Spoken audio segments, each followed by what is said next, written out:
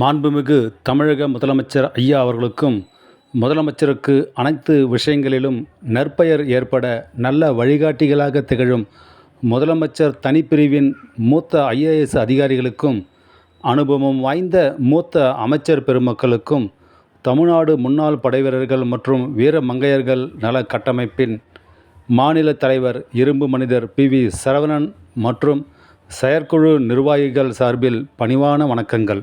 சமீபத்தில் ஆபரேஷன் சிந்தூரில் வெற்றி ஈட்டி தந்த இராணுவ வீரர்களுக்கு நன்றி கூறும் விதத்தில் சென்னையில் ஒரு மாபெரும் பேரணி நடத்தினீர்கள்.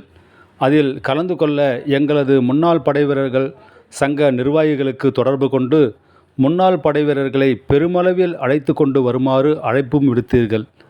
பேரணியில் 2வது வரிசையில் செல்ல எங்களுக்கு முன்னுரிமை தருவதாக பொய் வாக்குறுதியும் கொடுத்தீர்கள். அதை உண்மை என்று நம்பியும் உங்களது அழைப்பிற்கு மதிப்பு கொடுக்கும் வகையிலும் நாங்கள் பெருமளவில் முன்னாள் படைவீரர்களை பேரணிக்கு அழைத்து வந்தோம். தனிப்பட்ட முறையிலும் நிறைய முன்னாள் படைவீரர்கள் வந்திருந்தார்கள். ஆனால் நீங்கள் அளித்த வாக்குறுதியை உங்களின் நிர்வாகிகளும் காவல்துறையும் யாருமே நிறைவேற்ற மறந்துவிட்டீர்கள். எங்களுக்கு எந்த முன்னுரிமையும் அளிக்காமல் பேரணியின் கடைசி வரிசையில் நாங்களாகவே பயணித்து பேரணியை கடும் துயரங்களையும் அவமரியாதைகளையும் அனுபவித்து நிறைவு செய்தோம். ராஜ்ய சைனிக் போர்டு அதிகாரிகளே இதற்கு சாட்சி. இராணுவ வீரர்களை மதிப்பது போல் ஒரு நாடகத்தை அரங்கேற்றி எங்களை மதிப்பதற்கு பதிலாக மிதித்து அவமானப்படுத்திவிட்டீர்கள். இதுவரை எங்களின் முன்னாள் படைவீரர் சமுதாயத்தினருக்கு உங்களது ஆட்சியில் என்னென்ன நலக்காரியங்களை நிறைவேற்றி உள்ளீர்கள் என்று பட்டியலிட முடியுமா? எங்களுக்கு நீங்கள் அறிவித்த வீட்டு வரி மீளப்பெறுதல் மற்றும் முதல்வரின் காக்கும் கரங்கள் திட்டத்தின் மூலம் எங்களுக்கு 1 கோடி வரை கடன் வசதி பெறும் திட்டத்தை அறிவித்தீர்கள். ஆனால் இதுவரை ஒருவருக்காவது அதில் பயன் கிடைத்துள்ளதா?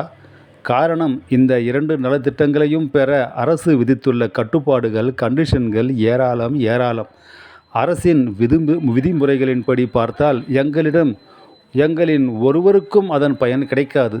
இதைவிட இந்த நலத்திட்டங்களை நீங்கள் அறிவிக்காமலேயே இருந்திருக்கலாம். அரசியல்வாதிகளாகிய நீங்கள்தான் எங்களை வஞ்சிக்கிறீர்கள் என்றால், அரசை வழிநடத்தும் அரசு அதிகாரிகளும் சேர்ந்தே எங்களை ஏமாற்றுகிறார்கள். எங்களின் சமுதாயத்தினர் எந்த ஒரு வேலைக்காகவும் அரசு அலுவலர்களுக்கு சென்றால் எங்களுக்கு உரிய அங்கீகாரமும் மரியாதையும் முன்னுரிமையும் கிடைப்பதில்லை. கொடிநாள் நிதியில் குவிந்திருக்கும் பணத்தை ஒழுங்காக நேர்மையாக பயன்படுத்தினாலே எங்களது கோரிக்கைகளை முழுமையாக நீங்கள் நிறைவேற்றலாம். எங்களுக்கென தனியாக நிதி சுமை அரசுக்கு ஏற்படாது.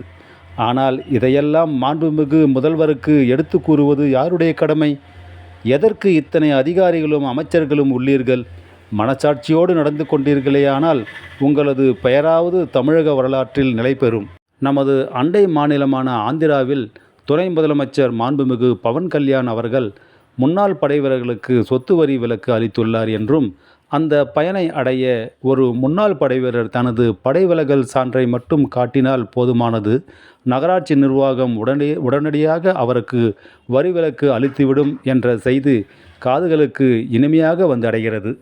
அவர்களைப் போல் தமிழக அரசும் உண்மையிலேயே முன்னாள் படைவீரர்களை மதிக்கிறது, நல்லது செய்ய நினைக்கிறது என்றால் தயவு செய்து எங்களுக்கு அறிவித்திருக்கும் வீட்டு வரி மீளப்பெறுதல் திட்டத்தை திருத்தம் செய்து வீட்டு வரி முழுமையான விலக்கு திட்டத்தையும், முதல்வரின் காக்கும் கரங்கள் திட்டத்தில் தேவையான கட்டுப்பாடுகளை தளர்த்தி ஒவ்வொரு முன்னாள் படைவீரரும் அதில் கடனை பெற்று தொழில் துவங்கி தங்களது வாழ்க்கை தரத்தை உயர்த்தி கொள்ள வழிவகை செய்திட மிகவும் பணிவுடன் கேட்டுக்கொள்கிறோம். யாரையோ எந்தெந்த சமுதாயத்தினரையோ திருப்திப்படுத்த என்னென்ன திட்டத்தையெல்லாம் நிறைவேற்றுகிறீர்கள். ஆனால் நாட்டை காக்க நாங்கள் அனுபவித்த துயரங்கள், தியாகங்கள், நேர்மையான தூய்மையாக ஆற்றிய பணிகள் இவற்றையெல்லாம் மனசாட்சியோடு நினைத்து பார்த்து எங்களின் சமுதாயத்தினருக்கு நலத்திட்டங்களை அறிவித்து வரலாறு படைப்பீர்கள் என்று நம்புகிறோம். இந்த காணொளியை காணும் ஒவ்வொரு முன்னாள் படைவீரரும் குறைந்தது 10 பேருக்காவது பகிர்ந்து தமிழக அரசின் செவிகளுக்கு சென்றடைய செய்வது நம் அனைவரது கடமை. செய்வீர்களா தோழர்களே? நன்றி, வணக்கம்.